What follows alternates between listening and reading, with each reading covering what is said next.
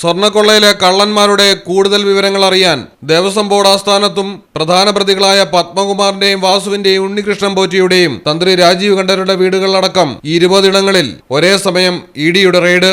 ദേവസ്വം ബോർഡിന്റെ മുൻ administrative officer Murari ബാബുവിന്റെ ചങ്ങനാശ്ശേരിയിലെ വീട്ടിലും പരിശോധന.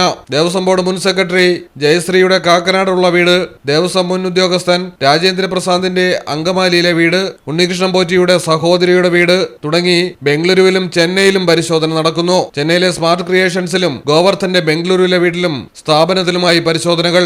പ്രമുഖർ ഉൾപ്പെടെ 5 പേർ കൂടി ഉടൻ അറസ്റ്റിലാകും. ദ്വാരപാലക ശില്പപാളികളിലെ സ്വർണം മോഷ്ടിച്ച കേസിൽ 3 പേരും കട്ടിളപ്പാളി കേസിൽ 2 പേരുമാണ് അന്വേഷണ സംഘത്തിന്റെ നിരീക്ഷണത്തിലുള്ളത്.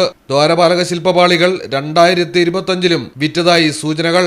ഇതിൽ വ്യക്തത വരുത്താനായി മുൻ പ്രസിഡന്റ് PS പ്രശാന്തിനെയും 2 ബോർഡ് അംഗങ്ങളെയും ഉടൻ ചോദ്യം ചെയ്യും. ശബരിമല ശ്രീകോവിലിന്റെ പഴയ വാതിലിൽ നിന്നും സ്വർണം മോഷ്ടിച്ചതായും സംശയം. News desk Malayalam television. സ്വർണം വാങ്ങി, പക്ഷെ ബില്ല് വാങ്ങിയില്ല.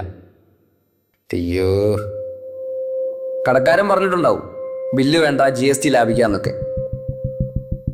ഒരു ചെറിയ ലാഭത്തിന് വേണ്ടി എത്ര വലിയ റിസ്ക് എടുക്കുന്നത്. നാളെ ഒരു നിയമം വരും. ഒറ്റ രാത്രി കൊണ്ട് 1000-ന്റെ നോട്ടൊക്കെ നിരോധിച്ചല്ലേ, അതുപോലെ നാളെ സ്വർണം പണയം വെക്കണമെങ്കിൽ അല്ലെങ്കിൽ വിൽക്കണമെങ്കിൽ ഒറിജിനൽ ബില്ല് ആവശ്യമുണ്ട് കേട്ടോ.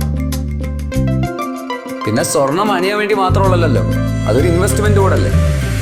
അതുകൊണ്ട് സ്വർണം വാങ്ങുമ്പോൾ GST നൽകിയെന്ന് ഉറപ്പുവരുത്തുക. സഫ ഗോൾഡ് ആൻഡ് ഡയമണ്ട്സ് ഒറിജിനൽ ബില്ലോടുകൂടി മാത്രം സ്വർണം വിൽക്കുന്നു. Safa Gold and Diamonds, different by design.